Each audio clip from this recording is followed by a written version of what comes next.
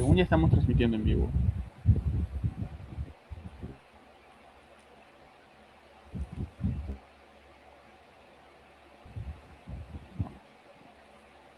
Vamos a ver.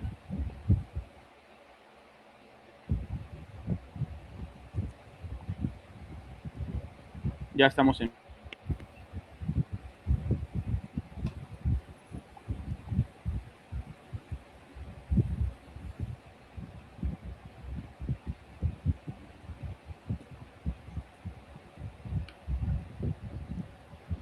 Vamos a esperar que haga el cambio.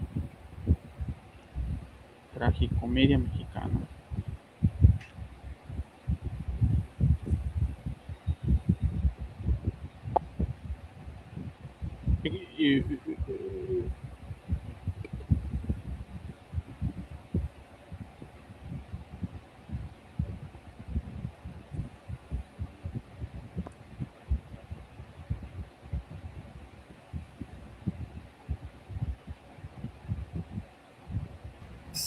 Veo que ya estamos en línea. Ya estamos en línea. Nada más voy a compartirlo desde mi página porque todavía como tengo menos de 60 días no me deja transmitirlo directamente desde mi página, no sé por qué no me deja todavía. Entonces, nada más lo voy a poner público.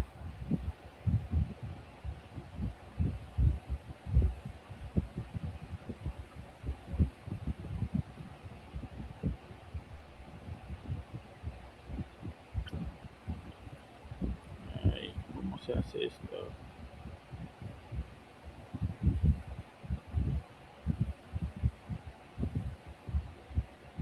No me deja ponerlo en público porque no.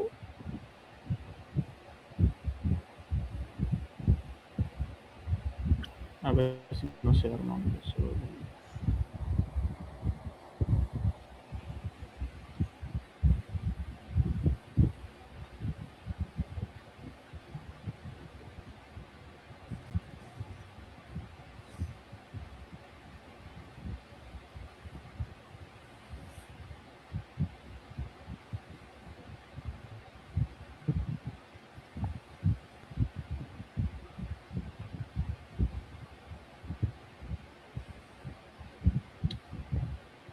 Ya un momentito, ya te empezamos.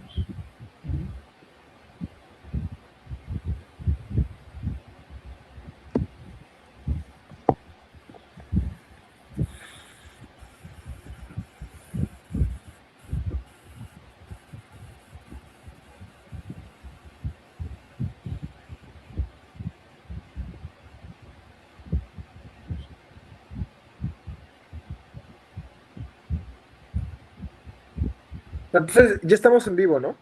Ya estamos en vivo ahorita. Sí, no vayas a decir nada. No vas a decir nada. No puedes decir nada de Nada más quiero. la casta divina ni nada. De hecho, no sé, ya sabe que... ajá, ya hay una Sí, persona sí. viendo, no sé quién es. Estimado seguidor, pues Pau se compromete a invitarte a la torta de cochinita, ¿verdad?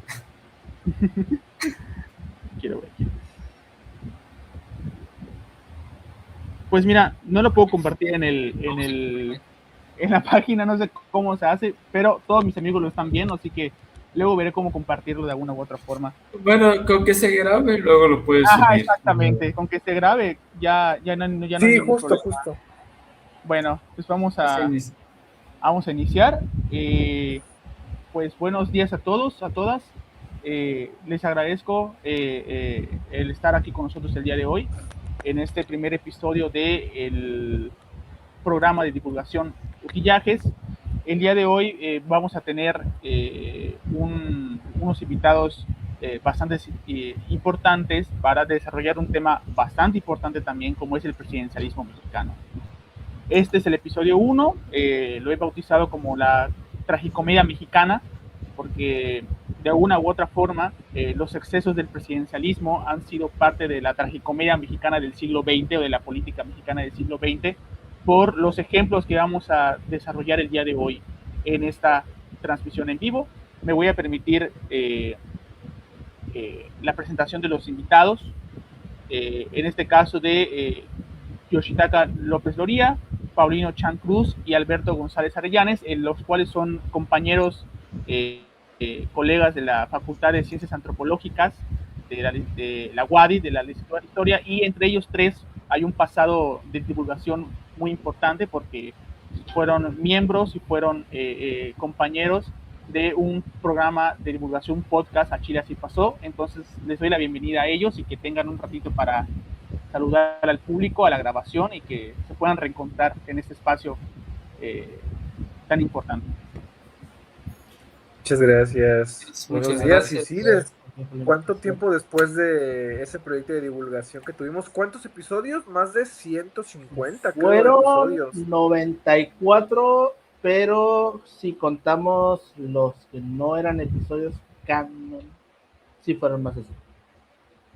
Bueno, pues fue una experiencia así muy... Bueno, que le dimos durante 2021 y 2022, un episodio de fin de año de 2024. Si fue pues 2020, sí. 2021, 2022. Pero 2020, tienes razón. Efecto de pandemia. Ay, efecto pandemia. Qué recuerdos, qué recuerdos. Pero sí, hay un buen proyecto por allá que finalmente nos reencontramos en un nuevo proyecto que nos da gusto que un gran colega y amigo nuestro pues haya retomado, pero en otro formato. Es esto. Y les agradezco muchísimo que hayan aceptado la invitación, y sobre todo que se hayan podido organizar los tres para estar al mismo tiempo, que es muy complicado. Yoshi y Paulino sí están en Mérida, Alberto no está en Mérida, entonces es muy complicado que podamos organizar a este grupo de personas y que estemos al mismo tiempo el día de hoy, ¿no? Entonces les agradezco muchísimo la accesibilidad en todo este proceso para poder hacer este programa posible. Bueno, el día de hoy... Por la invitación. No, a ti por la invitación, o sea, que se agradece que seamos los primeros tres. Los primeros es el piloto, como les decía a ustedes en el grupo que tenemos, nos estamos organizando. Debí haberlo compartido en la página de Facebook de Utillajes. Por algún motivo, no sé por qué no pude hacerlo ahorita. Digo, estoy en mi perfil de Facebook. Las personas que me siguen están entre mis amigos de Facebook, entonces no creo que haya tanto problema. Ya luego veré cómo lo resubo a la página. Bueno, vamos a empezar con este debate, ese debate histórico sobre el presidencialismo. Este presidencialismo mexicano es algo que nosotros conocemos mayormente en el siglo XX como el control absoluto que tiene el presidente de la República en sus facultades como representante del Poder Ejecutivo para tomar decisiones, para controlar aparatos legislativos, como es el caso del Congreso, para armarlos o desarmar leyes a su conveniencia, tomar decisiones sociales a su conveniencia, como lo vimos en muchas partes, en muchas vicisitudes del siglo XX. Yo quiero saber de ustedes su perspectiva sobre qué es el presidencialismo del siglo XX, desde su perspectiva, desde todo lo que vimos en la carrera durante los 4 años que tuvimos algunas materias del siglo XX. Quiero saber qué es para ustedes el presidencialismo. No sé si quiere empezar Alberto. Bueno, sé que le encanta muchísimo el siglo XX y es experto en el siglo XX, entonces...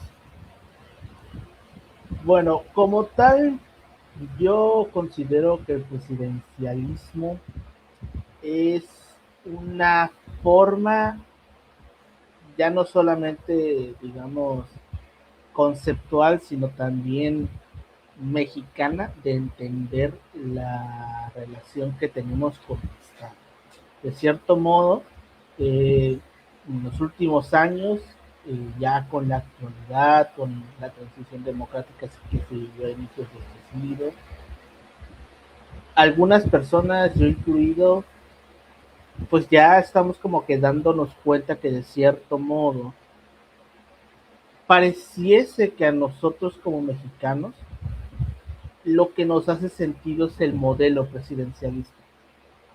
Como que de cierto modo nuestra formación política siempre nos conduce a que la mayoría considere que el presidencialismo o el presidente es el que tiene que tener el poder absoluto para poder realizar cambios. Que de cierto modo una división de poderes es hasta cierto punto contraproducente en algunos casos, por desacuerdos que puedan haber, por tensiones que puedan haber, etcétera, etcétera. Como tal, te decía, yo considero que el presidencialismo es una forma de la que, pues de cierto modo, entendemos la relación del Estado con la sociedad. Es una forma, también una forma de organización política, porque al final del día, así como existe la República Federal, como existe la República Centralista, podríamos considerar que también el presidencialismo es como una forma de gobierno, o un estilo más bien de gobierno, siento que esa sea mejor como la palabra más adecuada, estilo de gobierno. Pues porque al final del día todo recae en la figura del presidente, por eso se llama presidencialismo. Entonces yo te diría que es eso, es como la forma en la que una forma en la de gobierno, un estilo de gobierno que con el paso del tiempo se fue impregnando tanto en la sociedad que de cierto modo para nosotros ya es como la normalidad y como el modelo que se tiene que seguir. Estás muteado. Fallos en el sistema. Y sobre todo que esa idea del presidencialismo, hace unos días estaba leyendo para hacer el podcast, o sea, para informarme un poco, y yo creo que la característica principal, ¿me escuchan bien? Sí, sí, sí. Sí, se escucha bien.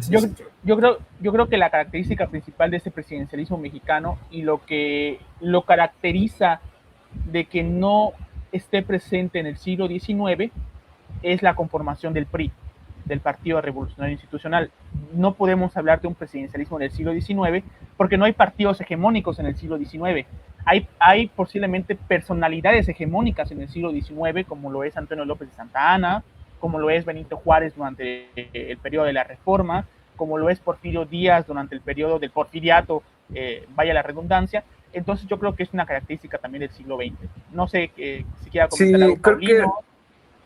que luego se suele hablar más del caudillismo del siglo XIX, de los presidentes del siglo XIX, estos hombres fuertes, muy carismáticos, que parece que van a venir a resolver todos los problemas del país con su gestión, a dar todos pues soluciones ya a esas grandes problemáticas nacionales que se estaban enfrentando y que estaban creando pues continuas guerras civiles.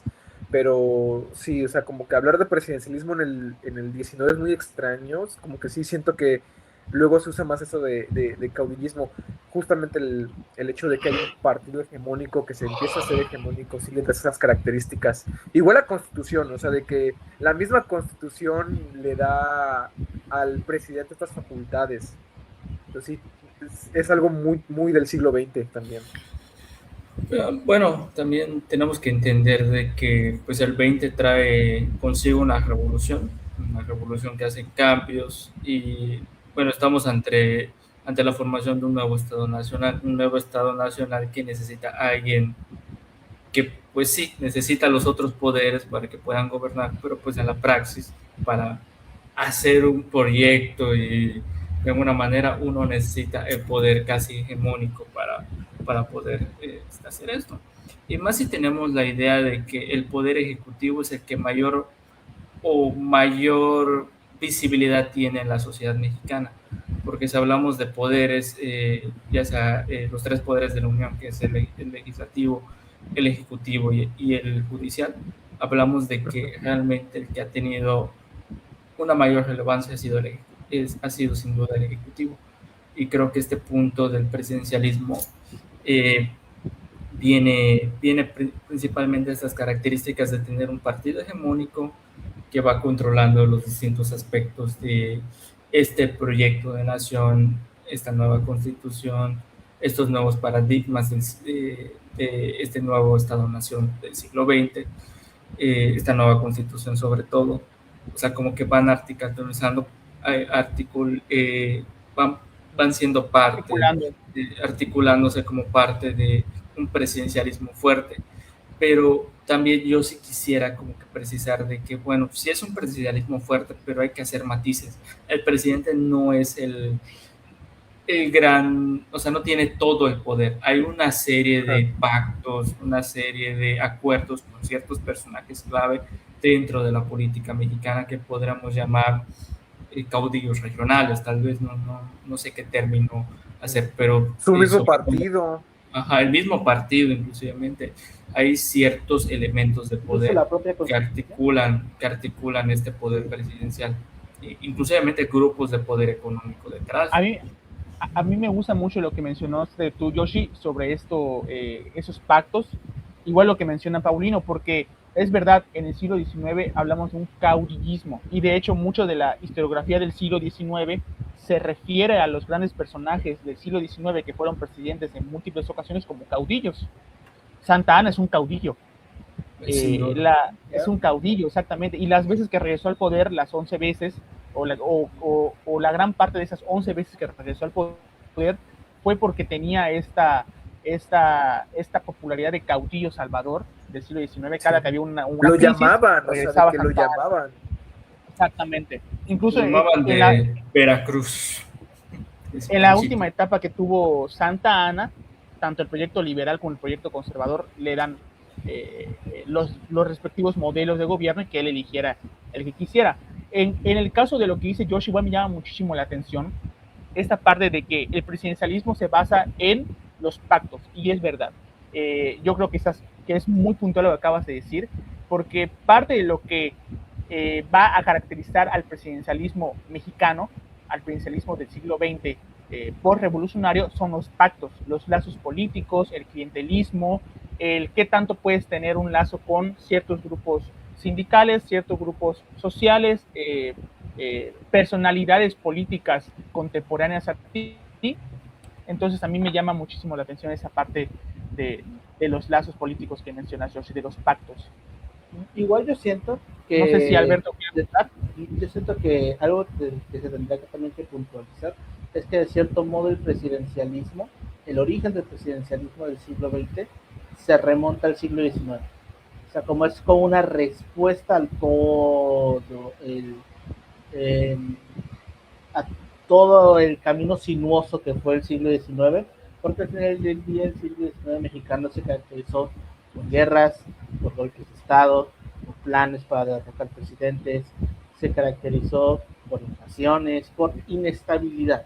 Y al final del día, el presidencialismo del siglo XX, donde es como de que todo ya cae sobre el presidente, siento yo también es como en busca de que esto ya sea lo más estable posible, que ya no estamos teniendo disputas de poder, que ya no tengamos estos intentos de golpes de Estado, estos intentos de revoluciones, etcétera, etcétera. Es como también una forma en la que el sistema político mexicano trató de blindarse para que ya en el siglo XIX que empezara a quedar atrás y empezáramos a transicionar hacia un modelo, digamos, un poco, pues no quisiera decir democrático, porque realmente muy democrático no lo era, sino más bien hacia un modelo un poco más decente, ¿no? Como de un modelo más socialmente tranquilo, donde ya no estuviéramos como en esta inestabilidad constante que caracterizó al siglo XIX.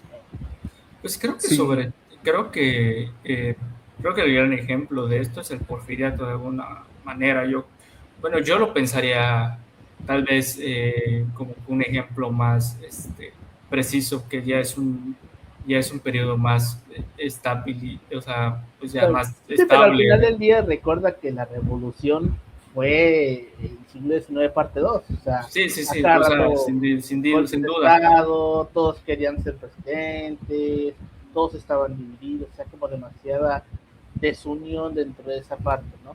Sí, Y pero, de o cierto sea, modo, a raíz de eso es que nace el PRI sí, y se instala este ajá, modelo. sí, o sea, sin duda. Es como buscar la aglutinación de las fuerzas para ya no se estén matando los unos a los otros como guerreros. O sea, y de hecho, bueno, Sí, bueno, incluso, también quién sobrevive a esos procesos también. O sea, de hecho, ya, eso que menciona Alberto, esa aglomeración de fuerzas, es lo que crea el Partido Nacional Revolucionario en o 1929. sea, Al final de ajá. cuentas, es la transformación de los sindicatos en corporaciones, la articulación del Estado en corporaciones, la corporación del sector obrero, del sector campesino, del sector popular, es eso justamente, ¿no? Y es lo que conforma luego al PRI como partido hegemónico, ¿no? El tener la capacidad de aglomerar a todas las fuerzas y que luego terminan descartando al sector militar, que eso también es un punto importante, lo debilitan. El sector militar desaparece de los sectores sí, a mí post-revolucionarios. se me hace muy importante lo que dice Alberto igual porque dice, ¿de dónde estamos viniendo, no? De que este siglo XIX donde los presidentes son, pues hasta cierto punto débiles, tienen mucha debilidad ante los otros dos poderes, y luego si uno ve, por ejemplo, qué facultades le da la Constitución del 17 al presidente, pues es como de que no es responsable, no tiene responsabilidad política prácticamente ante el Congreso, puede designar a los miembros de su gabinete, o sea, sin que medie ahí tampoco la aprobación del Congreso, puede iniciar leyes, imponer veto a las leyes que pide el Congreso, no requiere pues firma o aceptación de los miembros de su gabinete o del Congreso también para iniciar leyes, bueno, perdón, de su gobierno, de miembros de su gobierno, aceptación para iniciar las leyes, excepto si va a como cancelar garantías individuales, que sí es como que requiere aprobación del Congreso, pero pues igual desaparece, si no mal tiene, recuerdo, esta figura del vicepresidente. Es correcto. O sea, desaparece la figura del vicepresidente. desdibuja. Y fíjate, yo no sabía esto hasta que estaba leyendo para el tema de hoy, que era que hasta el siglo XXI, el presidente tenía la facultad de expulsar del país, o sea, bajo su criterio, a cualquier extranjero que considerara que estaba creando como que disrupción en el país. O sea, hasta 2005, más allá de 2005, no tenía esta facultad todavía. Entonces la misma Constitución le está dando al presidente estas facultades. Y viene ligado a otra cosa también que quería decir, y es que está muy ligado este concepto a las ciencias políticas. Pues como que el que la historia toque estos temas también es muy relevante porque quita algunos mitos que se tienen sobre el presidencialismo, como esta gran capacidad casi omnipotente del presidente de hacer todo lo que quiera, ¿no?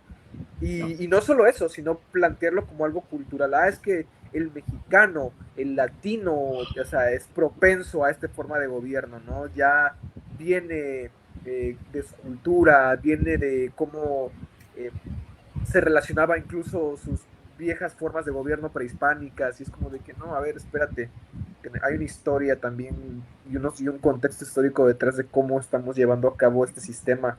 O sea, esta constitución que buscaba evitar también que el presidente cayera como una figura débil y que pues arrastrara nuevamente a conflictos civiles, o sea, hay un trasfondo detrás de todo esto. Ajá, bueno, también hay que considerar de que el 19 es característico por la época de los congresos y ya para el 20 hablamos ya de una época, pues ya, digamos que prácticamente, si no hablamos desde que inicia el porfiriato hasta prácticamente concluida la revolución y prácticamente derogada la constitución del 57 y promulgada la del 17, ya hablamos de un presidencialismo más ahora asentado constitucionalmente en el país. Ahora la figura del presidente tienes que dar estas facultades para que haga frente a todos los problemas que traen una revolución consigo, y que bueno, también esto va a permitir que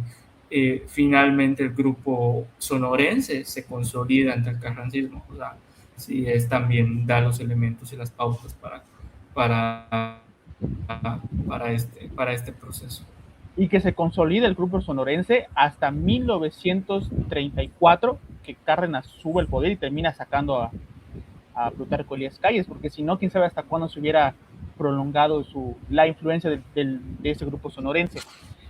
Para dar... Bueno, tenemos... Hay un cuento que Alberto nos compartió, que es precisamente ¿cómo se llama el autor? José Emilio Pacheco. Pacheco, que habla acerca de memoria, se llama El caudillo nunca muere.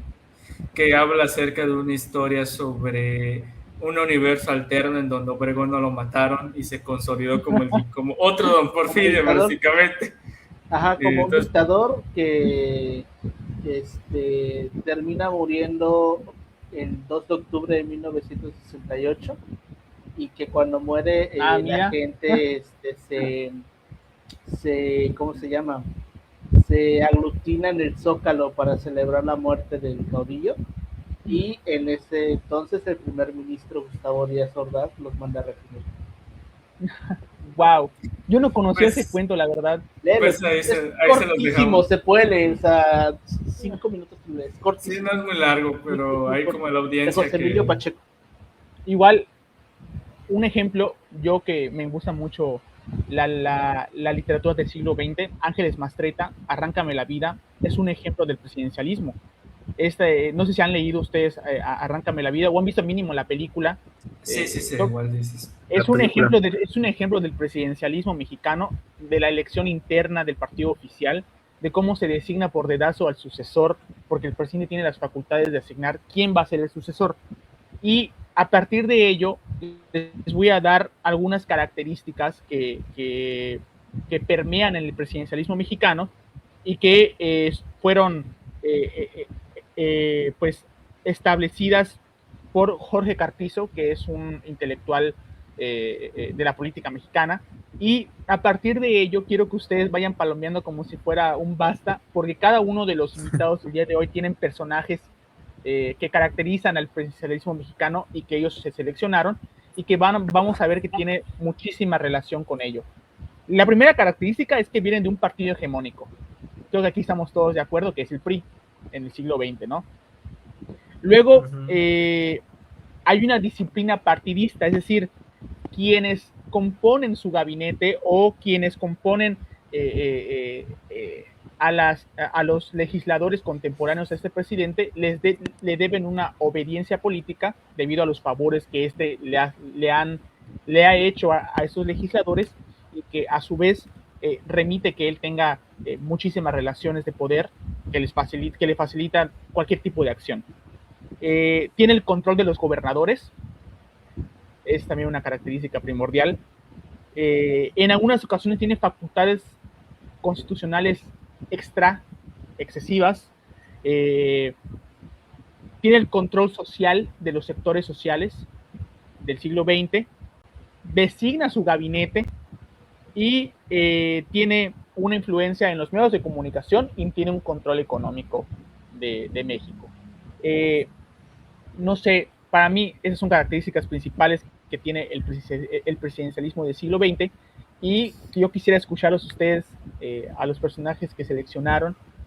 No sé quién quiere iniciar para que podamos desarrollar yo voy a lo último con mis personajes que seleccioné, ustedes van primero porque son mis invitados, entonces no sé quién quiere iniciar para desarrollar. Si quieren que iniciemos cronológicamente. ¿Va? Podría ser. Bueno, ahora que tuvimos esa discusión de que cómo funciona la cronología. ¿Quién eligió? Bueno, yo elegía pues, al grupo sonorense, Maximato. Pero pues iniciando por Obregón, que yo creo que es uno de los parteaguas, prácticamente desde mi punto de vista, yo creo que con él ya inicia un proceso post-revolucionario del país. O sea, prácticamente hablamos de que pues sí, sigue siendo un gran caudillo, sigue habiendo estos puntos, pero sobre todo él tiene la gran labor de pacificar este país. O sea, finalmente creo que es el punto en donde ya no hablamos tanto de guerras civiles, si bien tenemos la rebelión de la Huertista, todavía en su gobierno todavía no son sexenios. Creo que es un punto en el sentido de que él es el que empieza a organizar este poder presidencial más fuertemente. O sea, ya hablamos de un proceso inclusivamente, todavía en este periodo del siglo XX hablamos del problema del reconocimiento diplomático. El presidente de México tiene que ser reconocido por el extranjero, en este caso por los, lamentablemente, por el imperio del mal, llamemos el imperio del mal, el tema del reconocimiento es importante y que tener un presidente que pueda ejecutar estos mandatos y tener un control político del país muy importante influye para que tengas ese reconocimiento diplomático, que al final se terminan consolidando con los estados de Bucareli. Y por otra parte, yo creo que este periodo no se tiene que entender con Calles, es una doble amalgama, o sea, Calles y Obregón son dos puntos importantes para entender este periodo. Calles yo diría que es el que al fin y al cabo, funda el PNR primero, si no me recuerdo, luego PRM, que es Partido Revolucionario Mexicano, primero Partido Revolucionario Nacional y de último PRI. Creo que ya es si no me recuerdo, el PRI ya nace con Alemán, si no mal. Sí, de hecho, el primer candidato del PRI es Miguel Alemán Valdés en el 46, justamente. Bueno, o sea, ya hablamos de un proceso ya de donde ya se está empezando la articulación de un partido que pueda controlar todo este aparato gubernamental y sobre todo gane elecciones para mantener a un grupo específico de poder. En este caso hay, ya lo hablamos, militares, sindicalistas, campesinos, ferrocarrileros, industriales, grupos económicos que son una parte importante de este primer PRN. Y sobre todo, yo sí quisiera hacer algunas precisiones en este aspecto, de que como mencionamos al principio, Calles se entiende de que tiene que pactar o tiene que tener este clientelismo con estos grupos para consolidarse y para controlar posteriormente estas presidencias, una constitucional con Emilio Portes Gil que sucede o sea, originalmente iba a ser Obregón, pero pues a Obregón le dieron de baja la vida. Ya, le dieron así, no pudo. Si no, pasaría lo del cuento que hablábamos hace ratito. O sea, de que inclusivamente el tema de la reelección de Obregón sí es un tema que causa mucho ruido en su momento. ¿Por qué? Porque estamos saliendo de una revolución que se supone de que el tema era de que ya no te reelecciones, o sea, ya no te reelijas para otro periodo, porque precisamente hizo Díaz. Entonces, ¿qué sentido tiene hacer una revolución para eso? O sea, son como que puntos que se hablaban en su momento y eran contradictorios. Y es cuando se hace la teoría de quién mató a Obregón. Como lo dijo Calles, todos y nadie. Todos y nadie. Todos y nadie. Fueron los cristeros. Sí fueron los cristeros, tal vez. Tal vez, no lo sabremos. Pero hay intereses de por medio, o sea, y Calles yo creo que lo entiende bien, en el sentido de que yo no puedo seguir en la presidencia, tengo que cederla, pero claro, te la estoy cediendo, pero estoy haciendo una serie de mecanismos para que el poder siempre esté con el partido quien lo controla Calles, y creo que en estos puntos es inclusivemente el poder a nivel regional. O sea, yo ahorita pues los estoy estudiando en Yucatán, que como sabrán mis dos colegas, apenas voy a iniciar un estudio sobre Yucatán postrevolucionario un poco más preciso, inclusivemente ver cómo este presidencialismo inclusivemente juega. Los gobernadores a nivel local o las personas con gran poder regional tienen que ganarse el presidente y mostrarle que tienen el apoyo del pueblo, el apoyo popular, y tienen el apoyo del grupo hegemónico, los grupos de poder, como Arcadio lo ha llamado en los hombres del poder, o sea, hombres que tienen, al fin y al cabo, hay grupos que consolidan igual el poder a nivel regional. Y yo creo que en este periodo, sobre todo, yo lo veo de que el presidencialismo está teniendo un gran impacto a nivel regional. Como lo veo en el sentido que, por ejemplo, con Pochpato, García Correa, el partido socialista del sureste tiene, es cierto, tiene todavía poder, pero sin Carrillo Puerto ya no es lo mismo. Sin Carrillo Puerto se acabó. Inclusivamente Carrillo Puerto era un caudillo local, mercadillo regional que estaba al servicio del presidencialismo. O sea, yo creo que eso es innegable. Y acabar con, por ejemplo, con el Partido Socialista del Sureste para pasarlo a las filas del PRN, yo creo que es un punto igual importante de controlar la política a nivel regional, inclusive los proyectos económicos, qué vamos a hacer, cómo se va a hacer. Esta política económica igual es importante a nivel regional. No puedes hacer lo que tú quieras. Hay un mandato de lo que se tiene que hacer a nivel regional. Si se va a impulsar el Enequén, sí se va a impulsar el Enequén, pero bajo qué políticas y bajo qué pautas se va a hacer esto. Esto tiene que ver mucho a quién ponen en el Banco de México.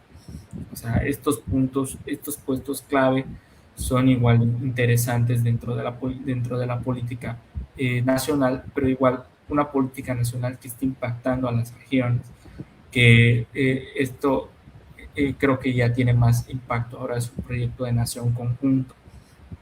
Creo que eso es lo que permite este primer tramo de que están haciendo instituciones, las secretarías están chambeando de alguna manera, están teniendo más injerencia dentro de esto, pero hay una serie de grupos que están controlando estas políticas nacionales y por ende las regionales. Y yo creo que en este primer periodo vemos esta primera consolidación ya más, ¿cómo se llama?, más específica del poder presidencial, que posteriormente ya lo hablaremos con Cárdenas, que Cárdenas es el que rompe con Calles, de hecho lo manda a vivir ahí a Los Ángeles. Y bueno, igual en el caso de esta fragmentación tenemos con Pascual Ortiz Rubio en su momento, de que él renuncia a la presidencia porque precisamente se da cuenta que no puede gobernar, porque Calles es el que toma al final cabo una de las decisiones más importantes. Y Abelardo Rodríguez yo creo que es como que el que pues, entiende la dinámica, y con Cárdenas sí entiende de que él tiene otro grupo en el poder que le permite consolidarse. Y creo que son estas pautas que podemos encontrar en este primer periodo. Ya con Abela Camacho yo creo que él sabe aprovechar muy bien la coyuntura de la Segunda Guerra Mundial para saber cómo controlar el país, y sobre todo tener estos controles. Y yo creo que pues ya con Alemán vemos un milagro mexicano ya más distinto, ya son otros procesos que creo que ya están consolidados, el presidencialismo en su máximo esplendor, desde mi punto de vista. Yo quiero agregar, Yoshi, una lectura que la verdad a mí me encanta muchísimo, de Marta Strauss, que habla sobre el periodo de Obregón. Y ella menciona en su investigación, en su artículo, que Obregón destinó durante su presidencia del 20 al 24 una parte de su presupuesto a la publicidad y al fortalecimiento de sus relaciones con Estados Unidos. Esto porque a México lo estaban ligando en su momento con una corriente bolchevique. Bueno, veníamos saliendo de la Revolución Mexicana, veníamos saliendo... Bueno, creo que todavía nos vinculan con el bolchevismo. Claro que todavía, pero hay, en esta lectura de Marta Strauss, habla sobre esa necesidad que tenía Obregón de consolidar sus relaciones con Estados Unidos hasta tal punto de destinar a su presupuesto gubernamental una parte para poder fortalecer esta índole, que a mí se me hace sumamente interesante cuando lo leí en su momento. Cronológicamente yo seguiría, me voy a omitir hasta el final. Viene Paulino con Adolfo López Mateos, y que nos platique un poquito sobre este presidente. Pues yo así con este presidente sí se me hizo muy interesante cómo tenía sus matices el presidencialismo, ¿no? Porque cuando estaba leyendo al respecto sí está muy presente la noción de que tienen límites, o sea, hay límites a esta figura del presidente, y es como que su contexto interno, lo que está enfrentando el presidente en ese momento, porque tampoco es como que tuviera la facultad de resolver los problemas, de hecho en muchas ocasiones no las tenía. O sea, se enfrentan luego muchas devaluaciones, y también está el contexto internacional, especialmente mediado por Estados Unidos durante la Guerra Fría. Entonces, como de que dependiendo también de los ánimos y las políticas de Estados Unidos, es la acción que tomaba el presidente, a quién se elegía también. Y la elección de López Mateos refleja un poquito esto, porque justo antes de que se elija a López Mateos, Ruiz Cortines está enfrentando problemas relacionados con demandas salariales, con pues más autonomía de los sindicatos. Entonces, justo la elección de, bueno, quién va a ser el sucesor, porque también el hecho de que tengas un partido único es como de que, bueno, a ver, ¿de dónde va a salir esta nueva figura que se va a votar finalmente, ¿no? Y pues justamente Adolfo López Mateos está en contacto con esto porque pues era, ay, ¿cómo se llama? Está relacionado al campo salarial, de hecho había sido Secretario del Trabajo. secretario del Trabajo. Exactamente, entonces ya había convivido con estos sectores, entonces se vuelve un poco más predecible y hablan también mucho de la predictibilidad de quién podía ser el sucesor en función de estas problemáticas que se iban enfrentando.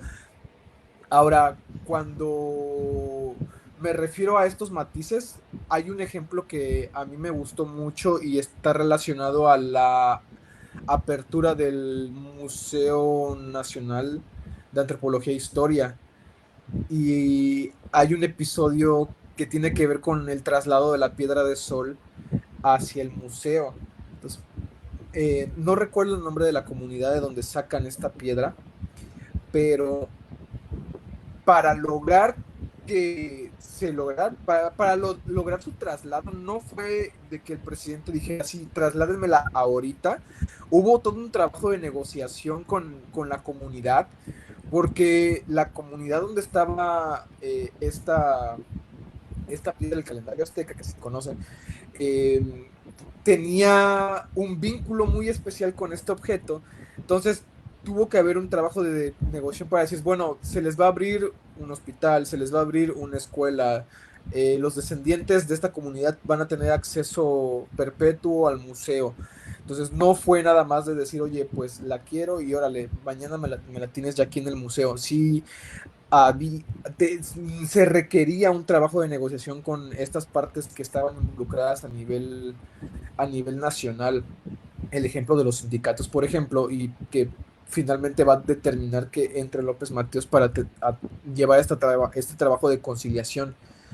Entonces, también el que empiece esta crisis de los misiles con Cuba, pues va a requerir que se modifique esta lógica de quién tiene que resolver este contexto ahorita, y justamente el que sea Díaz Ordaz el personaje que estaba en Gobernación, me parece, era secretario de Gobernación. Sí, secretario de Gobernación.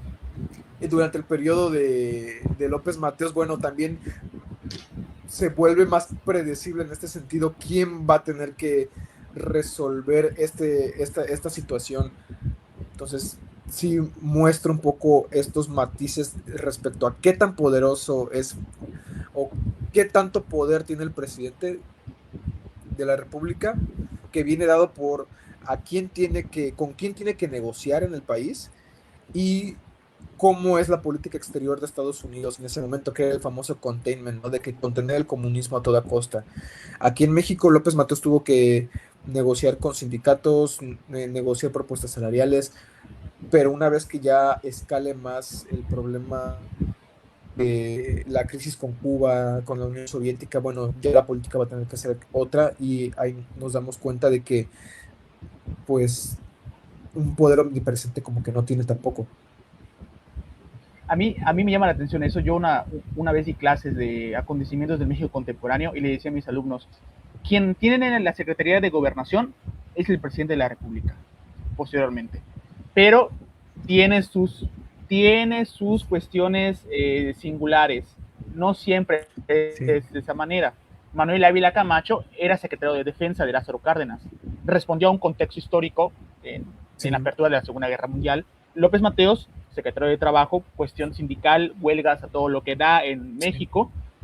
Pero luego vemos, por ejemplo, casos, luego Díaz Ordaz es secretario de Gobernación,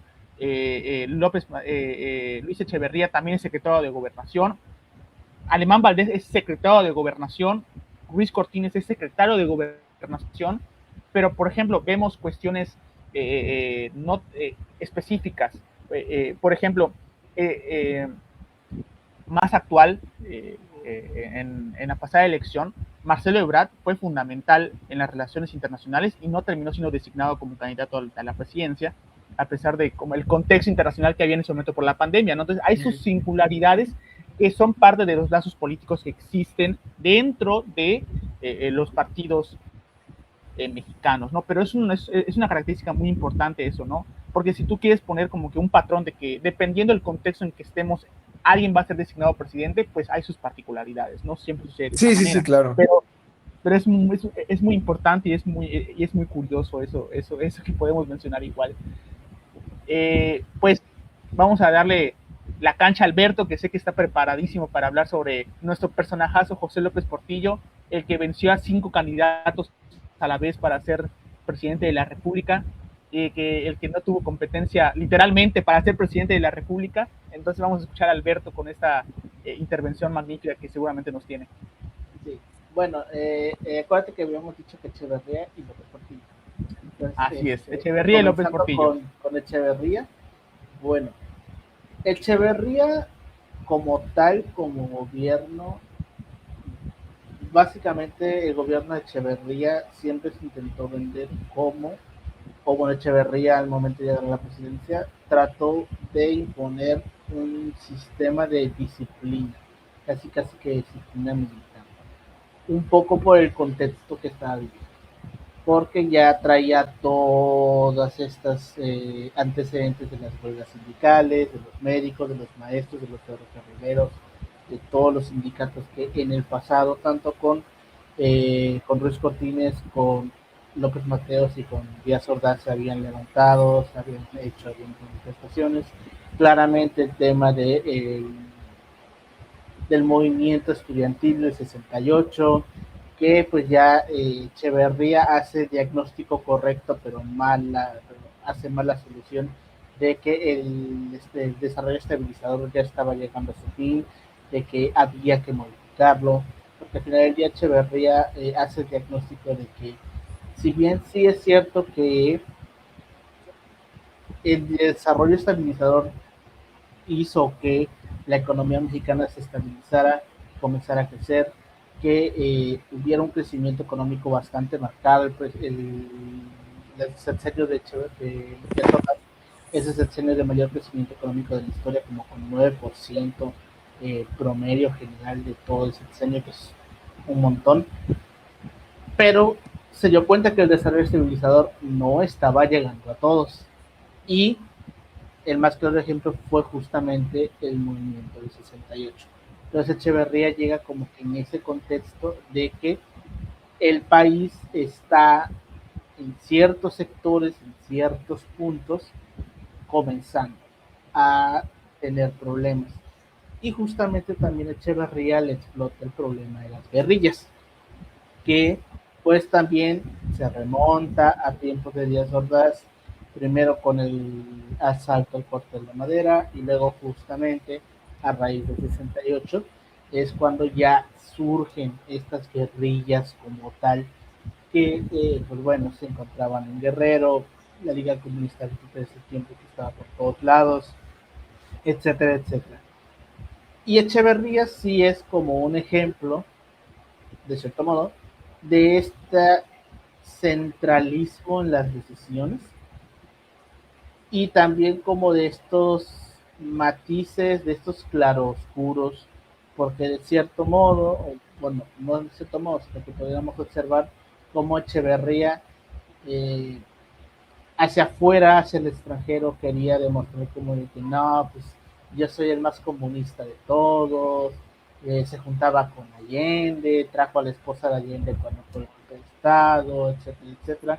Fue de los que mayor relación tuvo con Cuba en su momento, pero ahora sí que dientes para adentro, pues tuvo todo el tema de la guerra sucia, la persecución a los grupos guerrilleros, más que nada a los grupos guerrilleros, eh, bueno, es una como opinión impopular, ¿no? De que más que al comunismo se perseguía a los guerrilleros. O sea, no era tanto la idea, sino las acciones que hacían. De que pues querer pues llamar a otra revolución. Ese era realmente más el problema, más que la idea en sí, porque al final del día, pues ahí siempre estuvo Lombardo Toledano, ¿no? Que el vato si quería iba a Rusia y lo esperaban en el Kremlin, ¿no? Entonces, no había tanto problema con la idea en sí, sino con la forma en la que querían implementar. Ese era más que nada el meollo de eso. Y Echeverría traía como que esta disciplina militar, también un poquito por sus propias, por su propia historia, de que el güey siempre pensó que estaba destinado a ser presidente, que él había soñado con ser presidente, que él sentía que era, pues no tanto, digamos, elegido por Dios, pero sí como que su motivo de vivir era ser presidente. Y si su motivo de vivir era ser presidente, él lo iba a dar todo. Entonces, eh, sus, hay, por ejemplo, eh, relatos de sus colaboradores que decían, es que el vato me llamaba a las 4 de la mañana de venta a la oficina y me quedaba de 4 de la mañana a 2 de la mañana del día siguiente porque el vato trabajaba, dormía una hora, las reuniones duraban 18 horas, o sea, sus discursos que duraban 5 o 6 horas en los informes de gobierno, o sea, realmente él tenía como que esta idea de que tenía que darlo todo, que realmente su propósito de vida era ser presidente y el, pues de cierto modo, el ser presidente conlleva de que pues vas a tener jornadas largas, solamente que pues se lo llevaba bastante más en el. Y luego, eh, Echeverría, un poco más motivado por su pasado, termina eligiendo de sucesor pues a López Portillo, que era su amigo de la infancia, ¿no? Que están estos relatos de cómo ellos se fueron a, por, por, por toda Sudamérica de viaje, de cómo Echeverría era como que era de entre los dos era como el que siempre hablaba de política y López Portillo como que le fue aprendiendo eso, pero López Portillo más que nada venía como que de esta parte intelectual, de que su abuelo había sido gobernador de Jalisco durante el porfiriato, de que su papá era miembro de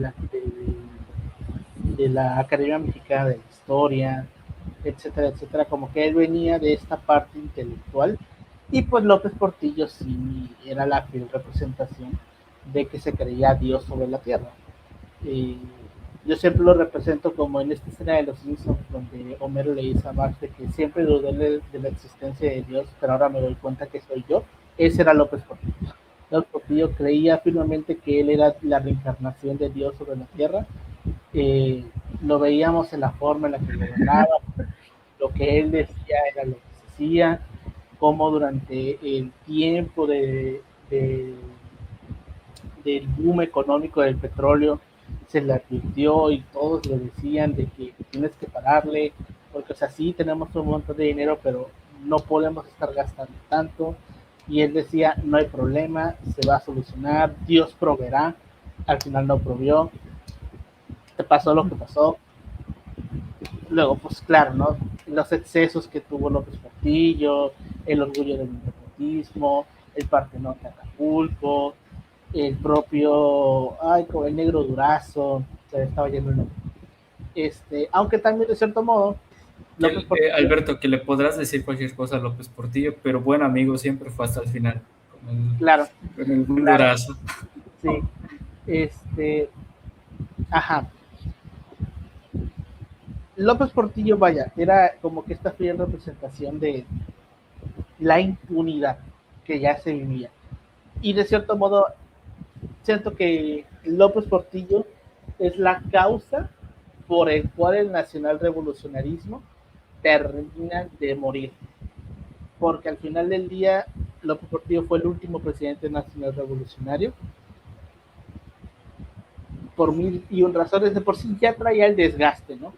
De Echeverría, ya traía el desgaste de Díaz Ordaz, traía el tema de Díaz Ordaz y el García Díaz Ordaz había sido bastante complicado, bastante complejo a nivel social, a pesar de que mucha gente te dice que no, es que el tema del 68 nunca se enteró la gente. No, sí, claro que se enteró.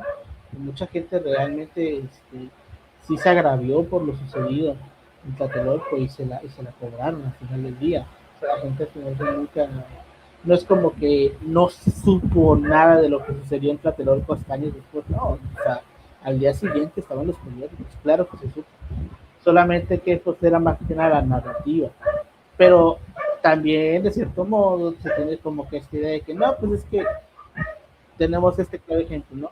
De que cuando pasa lo del 2 de octubre, al día siguiente los periódicos dicen que los estudiantes agredieron a los policías. Si bien es cierto que pues sí, mucha gente se dejaba guiar por lo que veía en el periódico, pues también es como decir que toda la gente que creía eso, decir eso es como pensar que la gente por sí sola era tonta, ¿no?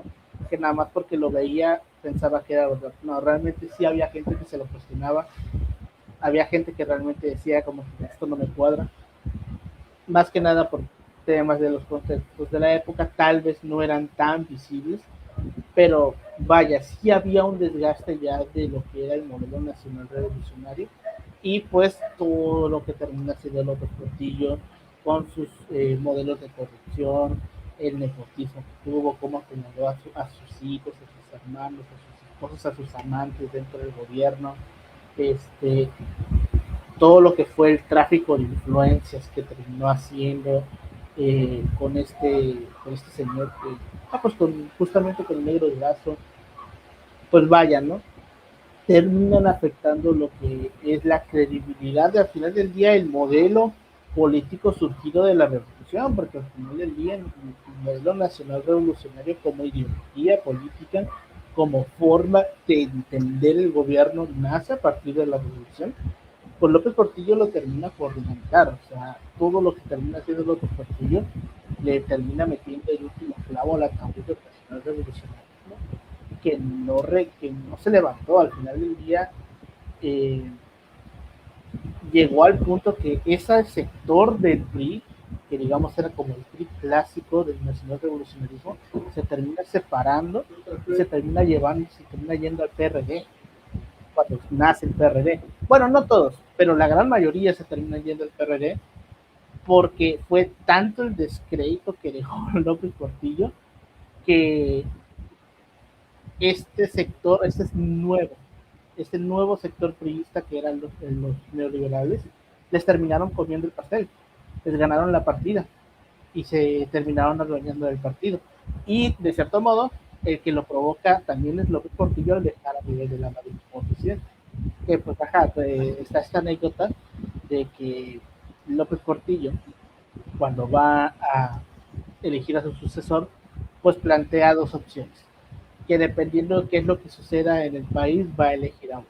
Que si la economía no mejoraba, iba a elegir a Miguel de la Madrid, y que si la economía mejoraba, pero el ambiente político no, iba a elegir, me parece que era Silva Herzog. Al final, pues, las dos cosas pasaron, no mejoró ni el ambiente político ni tampoco la economía, entonces se terminó decantando por Miguel de la Madrid, que ya Miguel de la Madrid sí era abogado, pero era más un economista que abogado, porque tenía las dos. Miguel de la Madrid era economista y era abogado, o sea, tenía doble licencia o doble preparación. Entonces, pues se termina decantando por Miguel de la Madrid, y Miguel de la Madrid, pues, inicia todo lo que es el periodo de los tecnócratas, que pues a la postre se terminaría convirtiendo pues en el modelo neoliberal. Perfecto, pues te agradezco mucho, Alberto. ¿Se me escucha bien? Sí, sí, se escucha bien. Como que se me destabilizó un poco la red al final, pero creo que ya volvimos.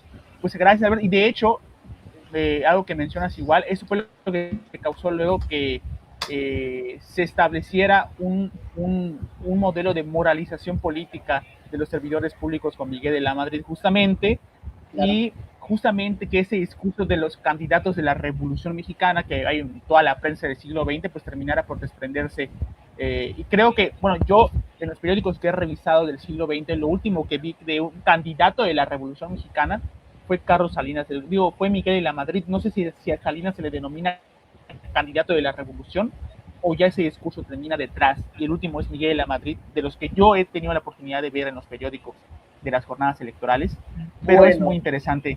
yo consideraría que Miguel de la Madrid, o sea, se le considera candidato a la revolución más por tradición que por realidad.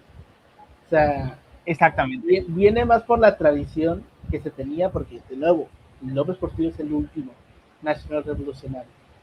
Pero ya Salinas de revolucionar, digamos, de esta formación nacional revolucionaria, de tener la revolución como eje central, pues ya no lo tenía. O sea, obviamente, cuando pasan al modelo neoliberal, sí, claramente, de cierto modo, como el PRI nace de la revolución, pues se las tienen que arreglar para poder meter la revolución dentro del modelo neoliberal, por más anticuado y contradictorio que suene, ¿no? Pero de cierto modo lo hicieron, y de hecho, bueno, eh, irónicamente, hubo un autor que se puso a revisar las minutas del Congreso de todos los sexenios, y el sexenio donde más se menciona la palabra revolución es en el sexenio de Salinas, porque tenían como que esta necesidad de legitimar el modelo neoliberal a través de la revolución. Tuvieron que hacer mil maromas. eh, Fue cuando se inventaron justamente este concepto de ¿cómo se llama? De Liberalismo social. El liberalismo social, cuando Salinas le encarga a Colosio de que traiga a todos los mejores académicos del país y sácame esto porque lo necesitamos para poder legitimar lo que estamos haciendo. Entonces, esta idea de que del candidato a la revolución de Miguel de la Madrid siendo el último, siento que Miguel de la Madrid termina siendo ese candidato a la revolución más por una tradición de que pues era lo normal, más que porque realmente él sintiera una identificación con la idea de la revolución como forma de gobierno. Muy bien. Pues sí, eso es muy interesante. A mí me encanta este tema del discurso de la revolución. Eh, eh, lo podemos dejar para otro momento, el explicar todo lo que puede contener este análisis conceptual de la política mexicana. Ya para concluir, yo voy a hacer una breve intervención sobre Miguel Alemán Valdés y a su vez sobre Cárdenas y, bueno, ese grupo de Cárdenas, Camacho, Valdés, que se debe estudiar junto. Hay gente que los estudia por separado, yo creo que es imposible. Se deben estudiar juntos los tres, porque hay tanta de la herencia avilacamachista en Alemán Valdés como de la herencia cardenista que recibe política y económicamente. En primer lugar, Miguel Alemán Valdés es un personajazo de la política mexicana. De esas 11 razones que les di, 9 razones que les di intelectualmente de lo del presidencialismo, Alemán cumple todas. Según en estadística, creo que hicieron así de qué familia política ha robado más, y creo que en primer lugar lo ganó los Valdés. O sea, es que es increíble. Mire, en primer lugar, Alemán Valdés quitó a diestra y siniestra gobernadores en toda la República Mexicana. El caso más cercano, José González Betia en Yucatán. El caso más por cercano, Marentes, ¿no? Por Marentes. Incluso estoy haciendo ahorita un artículo sobre la gira del sureste de Alemán Valdés, que voy a presentar también el REME junto con Joshi, que vamos a estar ahí en el Congreso de la Red Mexicana. Y Marentes fue a la gira por el sureste de Alemán Valdés en el 50, un año antes de que quitaran a José González Betia. Y eso lo hace en toda la República Mexicana. En toda la República Mexicana. Es un tipo que llega a la presidencia gracias a los favores políticos. Es un tipo muy pragmático, que es en su momento, durante la elección presidencial, recibido por los sectores revolucionarios, campesinos y obreros, gracias al compadrazo que tenía con Cárdenas, porque lo apoyó en la expropiación petrolera, y que una vez que sube a la presidencia termina dándole a todos una patada por detrás a todos los sectores revolucionarios, y pues ya sabemos lo que sucedió con él, con el sector privado, el proyecto de modernización, etcétera, ¿no? Características fundamentales de Miguel Alemán Valdés: coloca a Adolfo Ruiz Cortines como secretario de Gobernación porque es su compadre del grupo alemanista en Veracruz. Eso también es fundamental reconocerlo. Y pues al final de cuentas, Alemán Valdés tuvo una buena relación con casi todos los gobernadores. Cuando hizo su gira en el 50, es presentado en la empresa como un casi rey, con una presencia cuasi monárquica. Todos los gobernadores se les entregan a Alemán Valdés en recibimiento, en logística. Alemán Valdés tiene juntas con la población donde él mismo exige que el gobernador se quede afuera. El gobernador no entra a esas juntas, él es el que está con la población, toma el papel de alcalde, de gobernador, de presidente amigo, si lo queremos ver de esa manera, al menos en la teoría, durante sus giras a lo largo de la República Mexicana. Para mí Alemán Valdés es mi tema de investigación con el cual me titulé de la licenciatura, y cada vez que sigo leyendo más y más sobre él, termino totalmente impactado. El caso de Cárdenas es lo mismo, ¿no? Cárdenas termina expulsando a Plutarco Elías Calles, termina desarrollando la expropiación petrolera, y eso es una muestra de poder presidencial muy grande, porque él termina claramente con el apoyo de algunos gobernadores, como fue el caso de Alemán Valdés, haciendo que todos los gobernadores de la República se tomen a favor de esas legislaciones nacionalistas, ¿no? Y creo que eso también es un ejemplo muy grande. Pero con esto voy a terminar, y creo que es una buena conclusión. Un ejemplo del presidencialismo post-revolucionario son las asambleas generales del PRI para la elección de candidatos presidenciales. Les voy a contar una anécdota rapidísima. Cuando se elegían candidatos a la presidencia a mediados del siglo XX, se solía mandar convocatorias a los sectores políticos locales. En el caso de Mérida, mandaban a representantes del Partido Socialista del Sureste, grupos locales del PRI, sectores como la CTM mandaban también representantes para elegir al candidato de la Revolución Mexicana, al candidato presidencial que iba a participar en las elecciones presidenciales. Claramente ya sabían por quién iban a inclinarse, ¿no? Ya había una cuestión legislativa establecida de que debían de elegir, en su caso, por ejemplo, a Adolfo Ruiz Cortines, que fue durante la Asamblea General del PRI celebrada en el 52, a principios del 52, y esas asambleas llevaban a esos sectores hacia la Ciudad de México para que escucharan ponencias, para que escucharan puntos de vista de quienes eran los precandidatos, pero al final de cuentas el dedazo presidencial ya estaba hecho, era Adolfo Ruiz Cortines, no hay más. Y lo mismo pasó con Cárdenas y Camacho. Maximino Ávila Camacho, un hombre que no se nos debe ser ajeno, y que hay que agradecer a Dios. El gran aporte de Ávila Camacho, o sea, Manuel, fue evitar que Maximino llegara. Hay que agradecer que Maximino no llegó a la presidencia de la República ni a nada más. Y hay un dicho que dice de la época de Manuel Ávila Camacho, cuando todavía no era presidente, que decían que en el desayuno don Maximino comían huevos y don Manuel la lengua, porque decían que Maximino tenía... Emiliano, así una pregunta. Según yo, Arráncame la vida está inspirado en Maximino, ¿o es en otro político? Así es. Según yo. No, es acabo Maximino. de... Maximino, según yo se cuenta la historia, ¿no? De cómo Maximino llegó al despacho del gobernador de Puebla, se sentó y le dije que no, pues ahora yo soy el gobernador. Mentira no era. Es la historia de Maximino Ávila Camacho, ¿no? Entonces hay que agradecer a Dios que Maximino no llegó, ni siquiera, y que llegó Manuel Ávila Camacho. Entonces las designaciones presidenciales están ahí, el dedazo está ahí. Lo mismo sucede en el 94. Alberto no me va a dejar mentir. Para la elección de Colosio, que luego el otro Camacho, más adelante, a finales del siglo XX, se hace un tremendo show, que luego tienen que regresarlo y se vuelve el coordinador de las relaciones y negociaciones con el Ejército Zapatista de Liberación Nacional, cuestiones, pero el dedazo presidencial es un ejemplo claro de lo que es el presidencialismo, y lo practica tanto Manuel Ávila Camacho para elegir a su sucesor presidencial como elegir a gobernadores a diestra y siniestra que no fueran capaces de coordinarse a su modelo de modernización nacional. Un modelo que no solo es político, es económico, es social, es ideológico y que está presente durante sus 6 años de gobierno.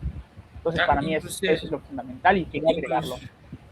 Inclusivemente, bueno, para la gente ahí que tenga tiempo, porque pues nosotros somos personas ocupadas, hay una serie en Prime, se llama Un extraño enemigo, habla de los acontecimientos de 68, pero creo que un punto, bueno, de todos los que se toca, es este aspecto de que Díaz Ordaz no le quería dar la candidatura a Echeverría, y o sea, tenían pensado en dársela al regente de Ciudad de México, o sea, en ese tiempo Distrito Federal. Pero, o sea, habla acerca de, bueno, estos grupos o estos aspectos de cómo se inclina el poder, y creo que en esa serie habla inclusivamente de que Estados Unidos tenía mucho que ver, o el gobierno norteamericano tenía que ver en el visto bueno del candidato a la presidencia. Hay unos puntos igual interesantes en otros aspectos que igual influyen en esta dirección al final. Es un candidato que sí que tenga la capacidad de gobernar y que por otra parte tenga pluralidad y respaldo de estos grupos de poder. Y Echeverría usa, por ejemplo, sobre todo, perdón, el caso de la Dirección Federal de Seguridad para hacer estos levantamientos estudiantiles. Bueno, la serie así como que lo da a entender de que el 68 y otros aspectos de la guerrilla fueron financiados por la misma Dirección Federal de Seguridad. Habría que hacer matices, claro, pero usa este caos para hacerse con la candidatura. Creo que inclusivamente estos aspectos hay que verlos igual, hay varios elementos que influyen en estas designaciones. Y sobre todo eso que mencionas de Estados Unidos, cuando se elija Alemán Valdés, y Alemán Valdés como era inclinado a los sectores de la revolución, un candidato cardenista casi, Ezequiel Padilla, que fue el otro candidato, era secretario de Relaciones Exteriores, él terminó por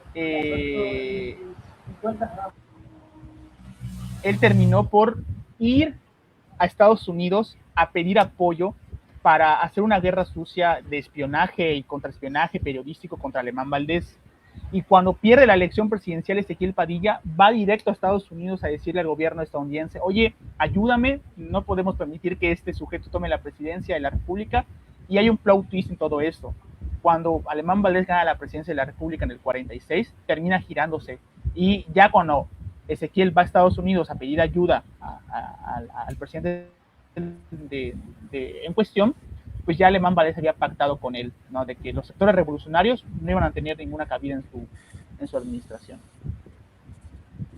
Pero bueno, esa es historia para otro momento. Vamos a ir concluyendo. Exactamente, vamos a ir concluyendo. Primero que nada, agradecer a la gente que nos vio. Vi mucho dinamismo en la transmisión, entraba, salía personas, pero eso es lo importante, es lo que nos permite hacer Facebook, que entren y salgan.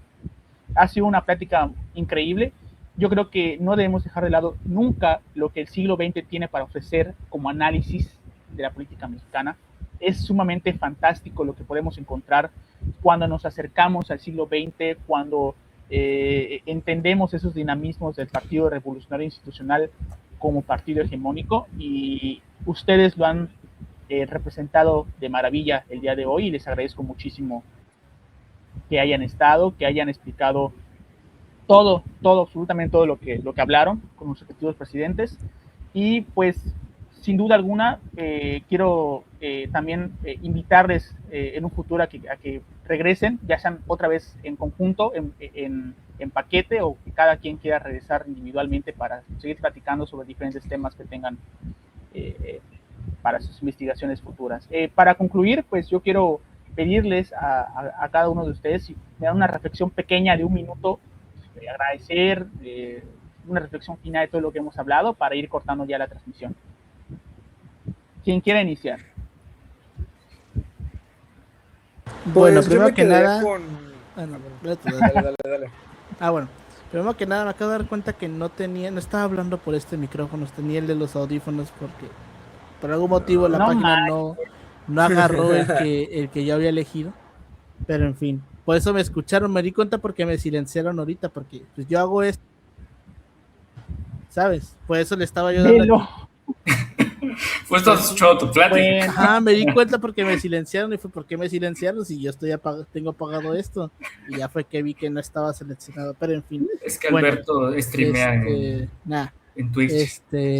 bueno, como tal, como les comentaba hace un momento, y yo no sé si ustedes lo sintieron, pero cuando estabas enumerando estas causas del presidencialismo que daba Jorge Carpizo, de cierto modo como que te sonaba un poquito como de que, oye, esto está pasando todavía ahorita, ¿no? De cierto modo, porque es motivo de debate hasta el día de hoy. Y yo creo que lo platicaba con ustedes, o sea, con Yoshi, con Paulino, cuando sucedió lo de el alcalde de Chilpancingo, al que mataron, de este libro que mencionaban en tercer grado, de cómo justamente a raíz de que empieza a haber transiciones democráticas, de que poco a poco el PRI deja de tener todo y empiezan a haber partidos de oposición, estas cadenas de comunicación dentro de los gobiernos comienzan a romperse y al haber como que estos problemas de comunicación entre gobiernos municipales y gobierno federal, comienzan a florecer estos grupos eh, delincuenciales y de cierto modo es como parte de la semilla de germinación, de donde germina el problema actual de inseguridad. De cierto modo, considero yo que nosotros como sociedad tenemos la idea de que el presidencialismo es como nuestro modelo, porque tenemos como que esa vieja añoranza del control estatal del PRI cuando no había este problema. Y parte de ese problema nace de que de esta pluralidad de gobiernos de distintos partidos, de al haber estos choques ideológicos provocan estas faltas de comunicación que que terminan siendo aprovechadas, ¿no? Por estos grupos delincuenciales.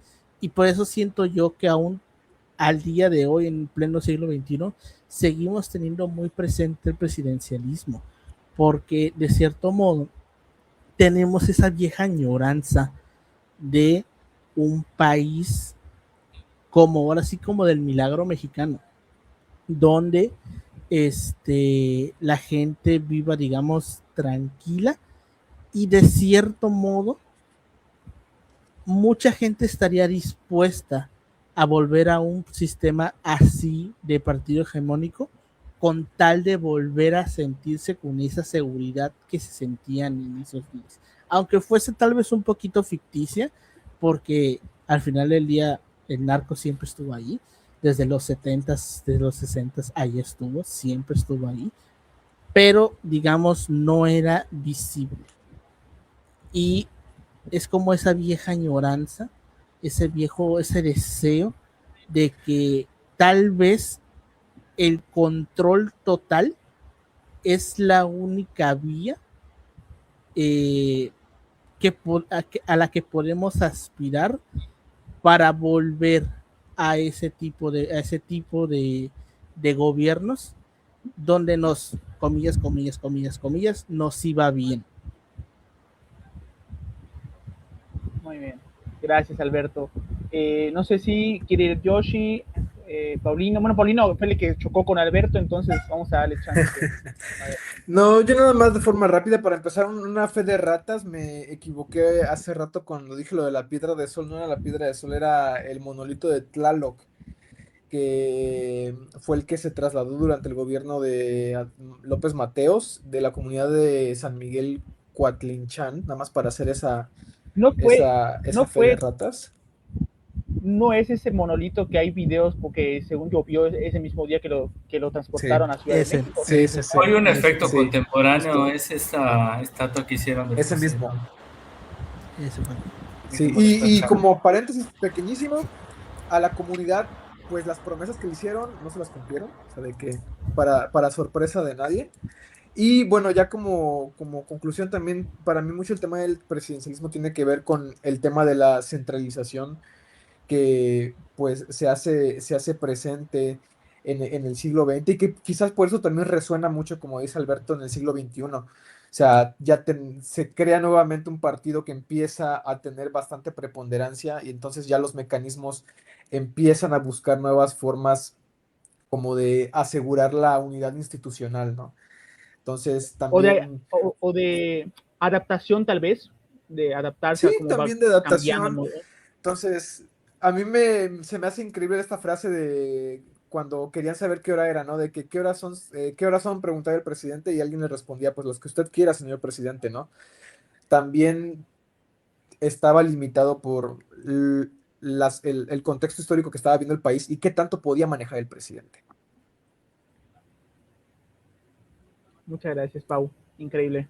Yoshi, para terminar contigo. Pues, en mi caso, yo creo que iría más por la línea que, pues, Alberto, pues igual platicábamos siempre ahí en nuestro grupo, en el sentido de que el presidencialismo de alguna manera sigue vigente, tal vez no con los elementos del siglo XX o tal vez con otros elementos, digamos, que podríamos encontrar de distinta manera, o sea, con características propias de el contexto actual que vivimos. Creo que lo platicábamos en el sentido del tema de la inseguridad, de que, bueno, el partido de alguna manera, la ventaja que tenía en su momento era que podía controlar todo desde nivel local. O sea, había esta coordinación tal vez más efectiva.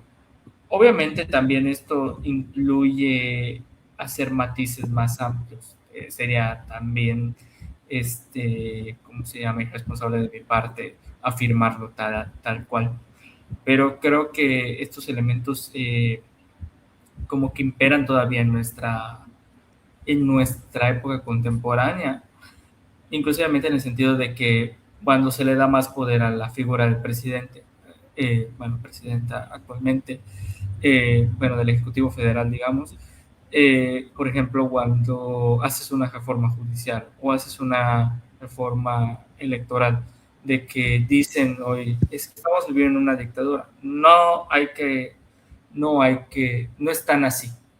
O sea, hay elementos de por qué hacemos las cosas que hacemos y hay por qué tenemos esta cultura política, porque al fin y al cabo el Ejecutivo siempre ha sido el poder que más dinamismo ha tenido.